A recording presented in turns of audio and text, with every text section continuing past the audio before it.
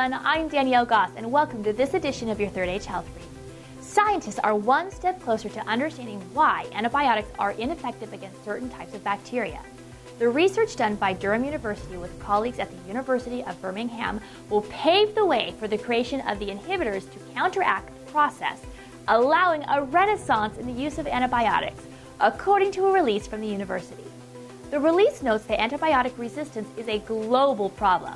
The World Health Organization, otherwise known as WHO, estimates that for tuberculosis alone, multi-drug resistance accounts for more than 150,000 deaths each year. WHO warns of a doomsday scenario of a world without antibiotics, in which antibiotic resistance will turn common infections into incurable killers and make routine surgeries a high-risk gamble.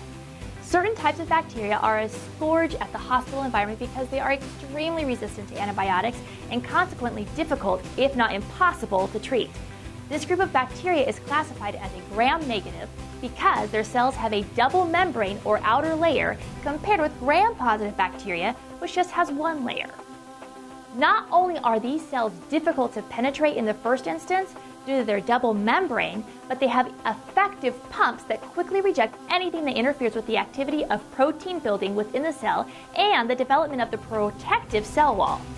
This research, which was funded by the Wellcome Trust, gives for the first time a clear insight into how these protein components of the pump work together to transport an antibiotic from the cell. Examples of gram-negative bacteria include those that cause food poisoning, meningitis, gonorrhea, and respiratory problems. Since the antibiotic is an interfering agent, many of these pathogenic bacteria use the membrane pumps to transport the medication out of the cell. The pumps are made up of 3 different proteins within the cell that work together to bring about the movement. The release quotes lead researcher Professor Adrian Walmsley as saying, "Patients with bacterial infections are often treated with antibiotics, but since many strains are resistant to one or more of these drugs, clinicians often try to bring such infections under control by prescribing a combination of different types of antibiotics in the hope that they will override the resistance mechanisms. This sometimes works, but other times it doesn't. Pumps exasperate the situation by reducing the effective concentration of the drug inside the cell.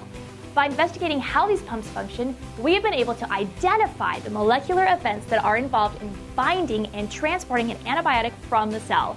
This advance in our understanding will ultimately aid the development of pump blockers. This is important because these pumps often confer resistance to multiple structurally unrelated drugs, which means that they could also be resistant to new drugs which have never even been used before."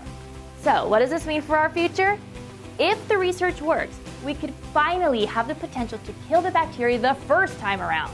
Doctors would be able to make clinical diagnoses more accurately and prevent overprescribing of antibiotic meds, which are harsh on our body and our wallets. Well, that's going to do it for this edition of the Third Age Health Brief. I'm Danielle Goss. Thank you for watching.